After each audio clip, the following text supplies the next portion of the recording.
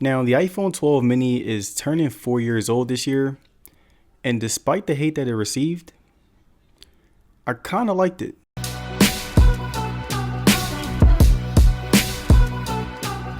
Now, the iPhone 12 mini is a very interesting phone because on paper, it was a really good phone, especially for its size, but there was a major problem with it that many people, including myself, couldn't get past. Now, the battery on the iPhone 12 mini was very bad because the phone itself is smaller, so you literally can't put a bigger battery because there isn't any space. Hence the reason why bigger phones often excel in battery life, and I fully understand. The most important aspect of a phone is the battery. If your phone can't last half the day, it's damn near as good as nothing. But despite the bad battery, I still do have a soft spot for small phones, and I really enjoy everything else that the 12 mini had to offer. And in this video, I will be giving you guys an in-depth look at the iPhone 12 mini and show you how it's holding up in 2024. Now, the iPhone 12 mini has been handling iOS 17 with a lot of grace. On a day-to-day basis, I rarely get any lags. The animation when opening and closing apps has been clean, and it's been holding up the latest versions of software very nice. And even when it comes to spacing within the smaller display, I wanted to show how it looks with different apps and give a run through so that you guys can see how it performs almost 4 years later. And now when it comes to my evaluation of the iPhone 12 mini, I want to be as upfront and honest as possible.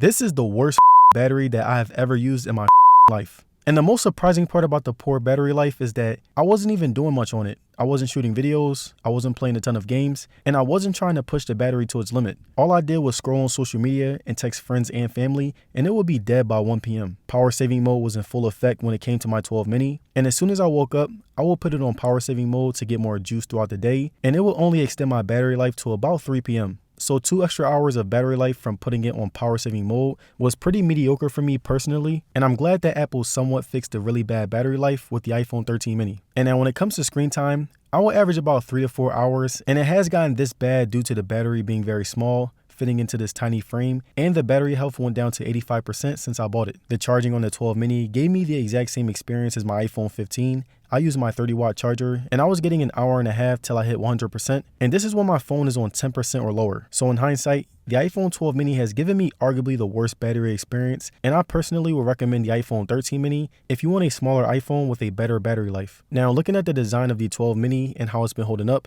it's one of my favorite upgrades all across the board. It feels good but can be fingerprint prone due to the glass back. It has the classic lightning port, the same diagonal camera layout, and the same simple clean Apple aesthetic. The boxy build smoothed out by the rounded corners created a nice balance, and the glossy back can result in a very clean, new looking phone whenever you wipe it down. The blue color is still shining years later. My phone has gotten some smudges on it, and that's why I like the blue color. It's really good at hiding stains and looks great. Now looking at weight, the 12 mini is the lightest iPhone that I've used in years, and I love how it has amazing portability to go along with it. You can put it in your shirt pocket, on the smallest part of your car's holder, and even the side pockets of your pants. It also has the classic notch, which is a bit outdated, but I still think it looks great and doesn't ruin the aesthetic. And speaking of aesthetic, the 12 mini's aesthetic is pretty much the exact same as the iPhone 13 and 14, and that's one of the reasons why I like it a lot. It's a much smaller version of 3 very powerful phones. Now moving on to display, the 12 mini looks amazing and holds up very well. Punchy colors, vibrant experience, and high quality resolution. It has a 60Hz refresh rate, which is a bit underwhelming, but I will give it a pass since it is priced around $200 to $300. And I still think that it's a shame that we have not gotten a 120Hz base iPhone model to this day. The 12 mini's display is made up of ceramic shield.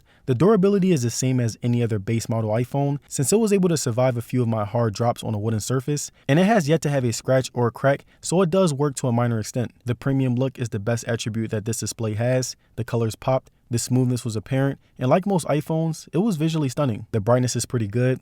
1200 nits of peak brightness is okay. I mainly work from home, and the few times I was outside, it really didn't give me any problems when dealing with the sun or any glare. Face ID is still very sharp and accurate. Apple has been dominating the facial recognition game for a while, and I'm very glad that they always kept the same consistency throughout the years. And now the last thing that I want to touch on when it comes to the display was just how good it looks when watching content, movies, and videos on social media. The size is the most influential factor of the iPhone 12 mini. Some people hate looking at small displays and others love it. I personally like it, but at the end of the day, it is personal preference. And right here, I want to show you guys how the 12 mini looks when it comes to 3 different styles of videos. The first video is a sports game to show off the resolution. The second video is a cartoon to show how it handles many different colors. And the third video is a casual MKBHD vid to show its overall quality. And now moving on to camera, the 12 mini is still an amazing camera that's backed by amazing lighting, editing, and modes that enhance footage. The camera software continues to push the envelope and make my photos as realistic as possible. The selfies are still up to standard iPhone quality. Different objects in different environments were able to do well. Zoom photos are top notch as well. There aren't that many modes to choose from, but you can always use digital zoom, and this works just fine if you parked your car and you need to see a sign from far away. Selfies on the 12 mini were among the best in the smartphone market. I love how it handles my skin tone. I love how it looks realistic while also adjusting little details, and I still believe that this is a top tier quality camera. Videos on the 12 mini still hold up very well. The autofocus, many different modes, impressive stabilization, and quality was very consistent, which made me want to shoot videos on it. You can shoot up to 4K. You can also shoot up to 60 frames per second. You can go cinematic mode, slow-mo, and editing the videos was just as impressive. The stabilization was solid, pans were smooth along with brightness and contrast, and I even wanted to try out the stabilization to the max, and it handled it very well. And I want to give you guys some of my random footage that I was able to capture with a 12 mini.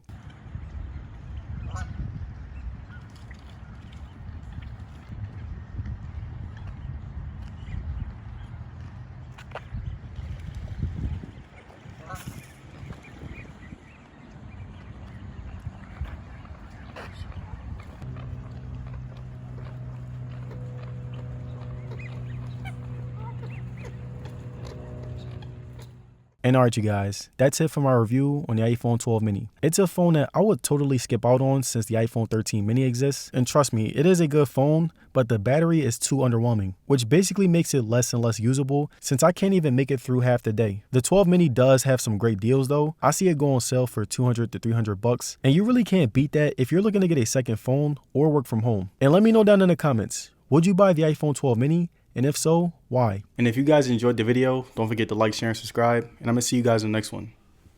Peace.